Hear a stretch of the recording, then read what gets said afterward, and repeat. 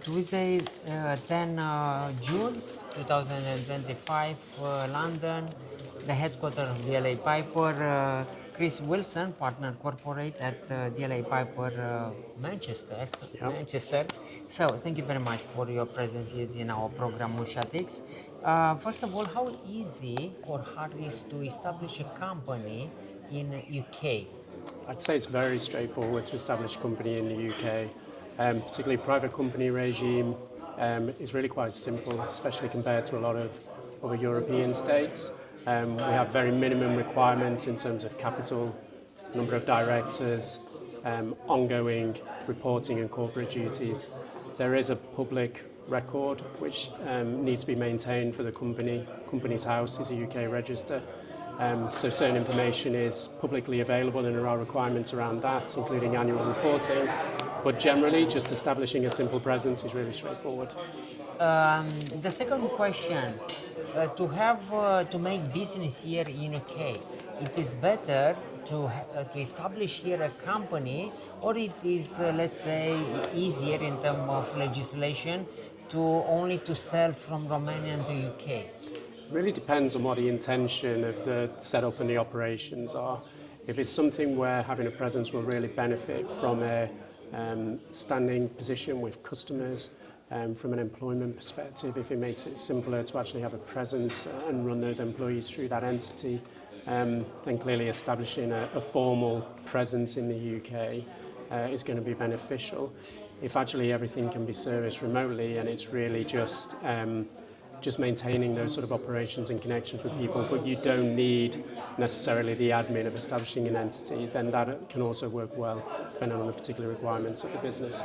Yeah, but if you are a partner here in UK and let's say make business with a Romanian company, it is better for you to ask Romanian company to establish the company in UK.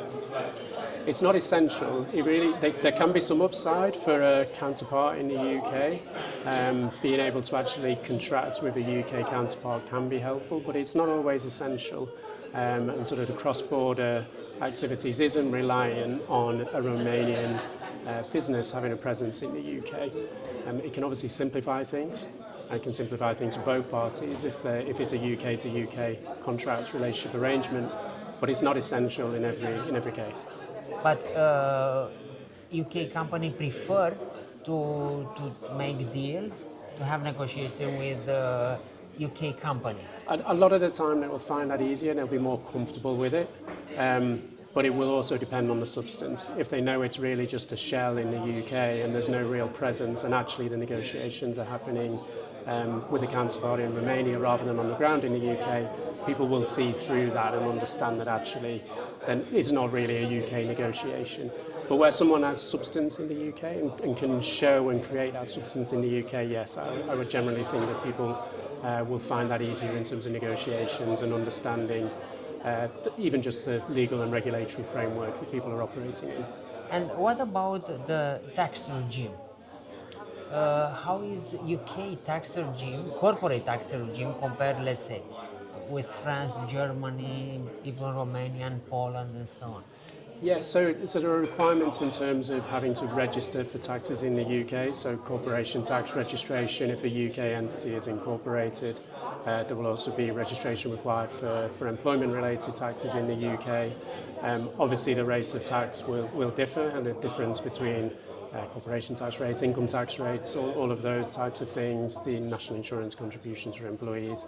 But the regime itself is sort of registration on initial setup, and then the ongoing obligations is probably no dissimilar to the likes of Romania, France, and so on. Yeah, but after the Brexit, the legislation to establish in UK, it's harder or easier for European company? I would say it's no different. Honestly, I don't think it's any different. There's been no impact from Brexit in terms of the way that a company would set up in the UK. Obviously, there are differences from a trade perspective, which may impact the relationship and the arrangements. But establishing the presence, I don't think Brexit has had any impact.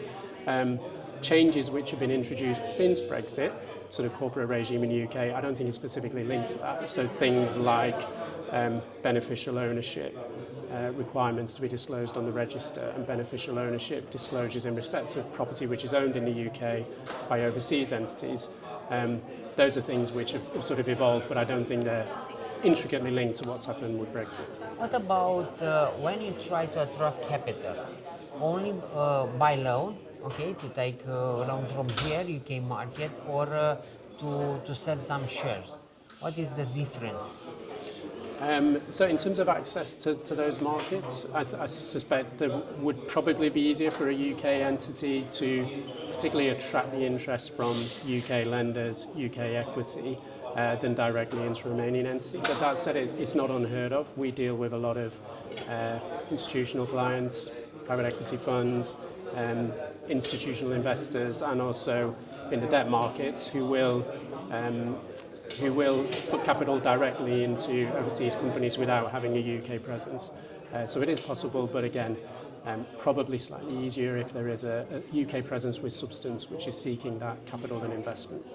Okay, Chris, thank you very much for your interview. You're welcome. Yeah, Thank you.